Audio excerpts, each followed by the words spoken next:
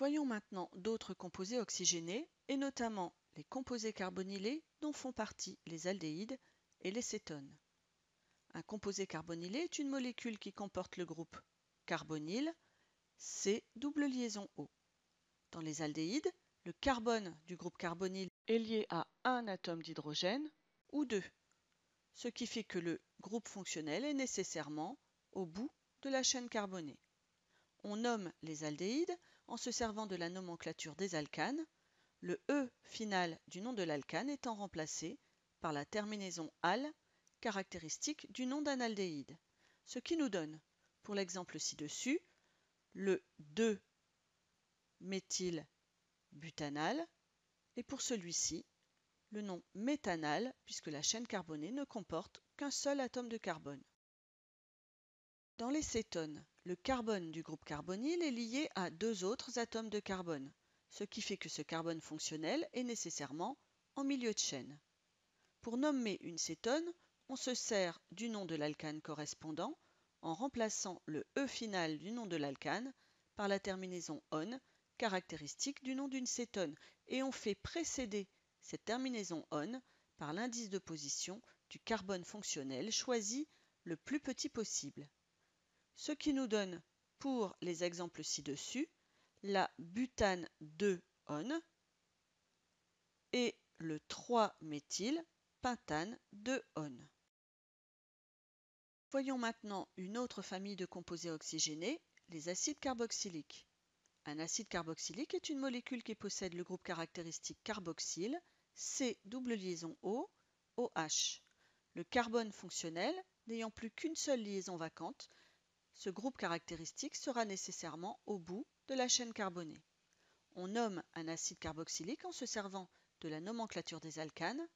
Le nom de l'acide carboxylique sera donné par la plus longue chaîne carbonée contenant le groupe carboxyle. Le E final de l'alcane sera remplacé par la terminaison OIC et on mettra au début de ce nom le mot acide. Voici un exemple. Ici, la chaîne carbonée possède 4 atomes de carbone, ce qui nous donnera comme nom de molécule l'acide butanoïque. Un deuxième exemple. La chaîne carbonée possède toujours 4 atomes de carbone.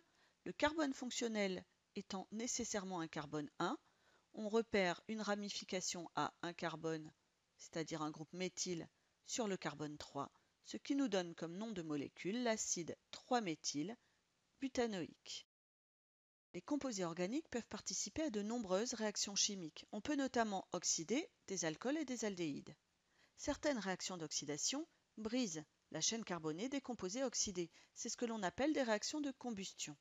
Mais il est possible d'oxyder certains composés organiques sans modifier leur chaîne carbonée. On parle alors d'oxydation ménagée. Seul le groupe fonctionnel est modifié. Pour les alcools, cette propriété dépend de la classe de l'alcool. Voyons le cas de l'oxydation d'un alcool primaire. Elle conduit, dans un premier temps, à l'aldéhyde correspondant à l'alcool oxydé.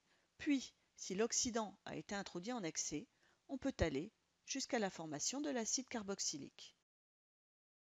Les équations de ces réactions d'oxydation ménagée font appel aux notions d'oxydant et de réducteur et s'écrivent par l'intermédiaire de demi-équations d'oxydoréduction relatives au couple oxydant-réducteur mis en jeu.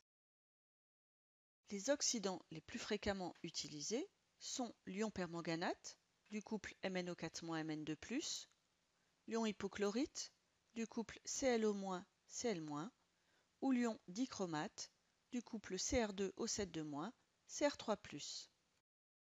Voyons l'exemple de la réaction d'oxydation de l'éthanol, alcool primaire, par l'ion permanganate en défaut d'oxydant.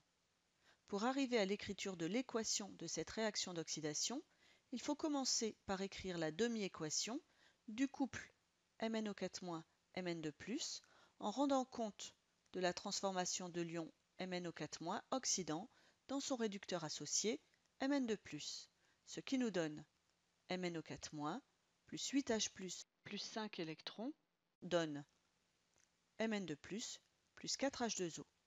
Écrivons maintenant la demi-équation relative au couple éthanal-éthanol. L'éthanol, réducteur de son couple et réactif de la réaction d'oxydation, se transformera dans son oxydant associé, l'éthanal, ce qui nous donne éthanol donne éthanal plus 2 ions H+, plus 2 électrons. Il suffit maintenant de combiner les deux demi-équations de façon à ce que autant d'électrons libérés puissent être captés. Il suffit de multiplier par 2 la première demi-équation et par 5 la deuxième, ce qui nous donne 5 éthanol plus 2 ions MnO4- plus 16 ions H+, donne 5 éthanal plus 2 ions Mn2+, plus 10 H+, plus 8 H2O. On se rend compte que les ions H+ apparaissent avant et après la flèche. Il est donc nécessaire de simplifier cette équation, ce qui nous donne 5 éthanol plus 2 MnO4- plus 6 H+.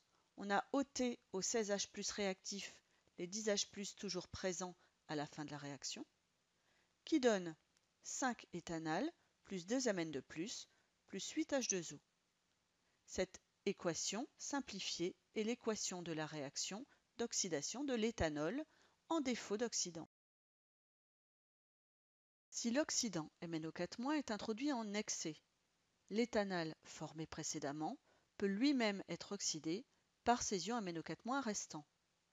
Pour obtenir l'écriture de l'équation de cette réaction d'oxydation, il est nécessaire de procéder comme précédemment, c'est-à-dire d'écrire la demi-équation relative à la transformation de l'ion MnO4- en ion Mn2+, et la demi-équation relative à la transformation de l'éthanal en acide éthanoïque.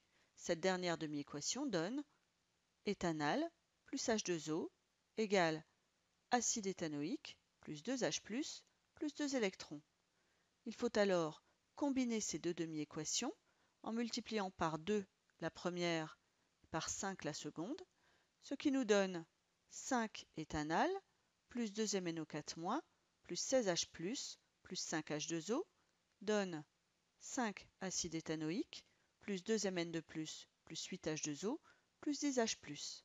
Il est nécessaire de simplifier cette équation puisque les ions H+ et les molécules d'eau apparaissent de part et d'autre de la flèche de l'équation de réaction, ce qui nous donne 5 éthanal plus 2 MnO4- plus 6 H+. Nous avons simplifié l'écriture des ions H+, donne 5 acide éthanoïque plus 2 Mn2+, plus 3 H2O. Nous avons ôté les 5 molécules d'H2O réactives aux 8 molécules d'H2O apparaissant en produit. Cette écriture simplifiée correspond à l'équation de la deuxième réaction d'oxydation. En combinant les équations 1 et 2, on obtient l'équation de la réaction d'oxydation de l'éthanol en excès d'oxydant MnO4-, ce qui nous donne 5 éthanol plus 4 MnO4- plus 12 H+, donne 5 acide éthanoïque plus 4 Mn2+, plus 11 H2O. Les 5 molécules d'éthanal formées lors de la première réaction d'oxydation ont été consommées lors de la deuxième. Elles n'apparaissent donc pas dans l'équation finale de la réaction d'oxydation de l'éthanol en excès d'oxydant. Dans le cas de l'oxydation d'un alcool secondaire, cette oxydation conduit à la formation de la cétone correspondante. On a vu qu'une oxydation ménagée ne modifiait que le groupe caractéristique. Ici, le carbone fonctionnel portant le groupe OH de l'alcool secondaire est situé en milieu de chaîne carbonée. La modification de ce groupe caractéristique donne donc la formation d'un groupe carbonyle situé en milieu de chaîne, donc formation d'une cétone. Voyons maintenant l'oxydation d'un alcool tertiaire. Cet alcool ne peut pas être oxydé de façon ménagée. En effet, le carbone fonctionnel étant déjà lié à 3 autres atomes de carbone, il n'est pas possible de former un groupe carbonyle à partir de ce carbone fonctionnel.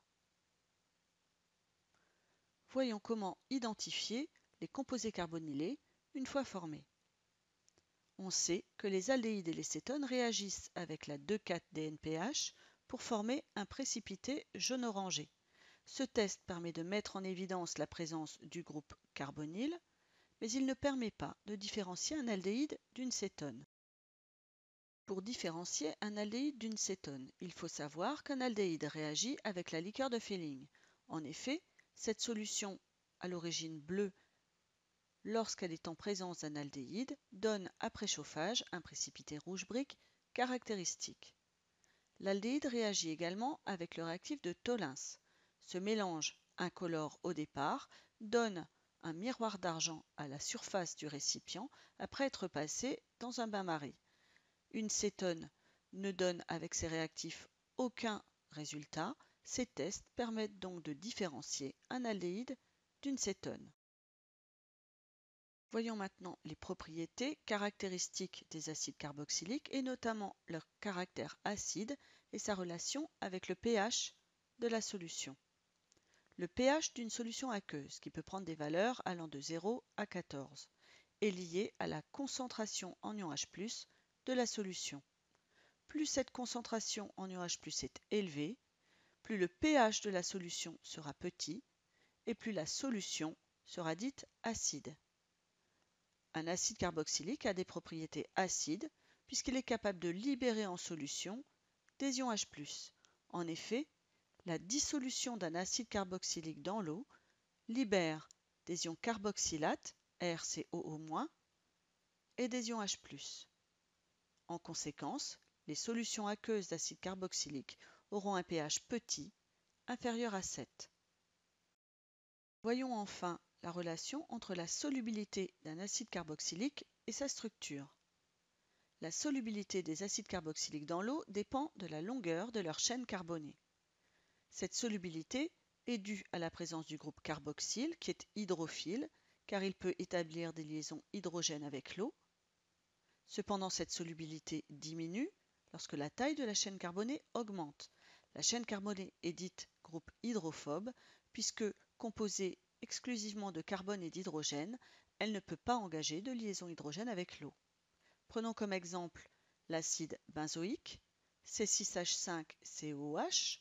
Avec sa longue chaîne carbonée, il est très peu soluble dans l'eau, alors que l'acide éthanoïque, CH3COH, avec une chaîne carbonée très courte, il est totalement soluble dans l'eau.